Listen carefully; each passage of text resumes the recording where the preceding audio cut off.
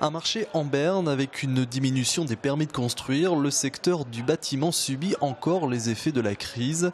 Mais ce qui change vraiment la donne aujourd'hui, c'est la question de l'énergie. On se retrouve à avoir des clients qui ont un souci de la maîtrise des charges, c'est-à-dire le restant à vivre. Et le restant à vivre, à l'heure d'aujourd'hui, est vraiment imputé par les notes de chauffage.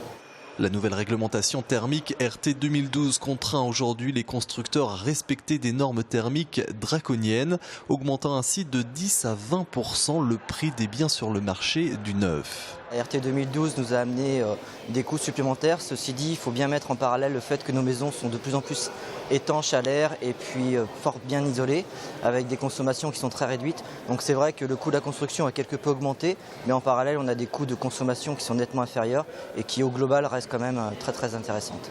Pour l'acheteur, une alternative, le bâti ancien. Et avec les normes aujourd'hui, les nouvelles normes, les RT 2012 et tout ce que ça implique comme études thermiques, sismiques et tout ça, on s'est rendu compte que c'était beaucoup plus cher aujourd'hui de faire construire. Et la situation, on n'en veut pas forcément le choix, tandis que d'aller sur une rénovation, on a peut-être le privilège de pouvoir choisir encore où est-ce qu'on veut se poser. Moins cher à l'achat, le bâti ancien ne répond pas bien souvent aux nouvelles normes thermiques, mais des aides à la rénovation existent et permettent ainsi à certains professionnels du bâtiment de tirer leur épingle du jeu. Vous avez un budget, le budget n'est pas extensible. Du jour au lendemain, on vous demande de rajouter 30 000 € que vous n'avez pas. Bon, tout compte fait, on va peut-être acheter du vieux, on va peut-être rénover ce que l'on a, on va peut-être agrandir. Les possibilités sont très diverses.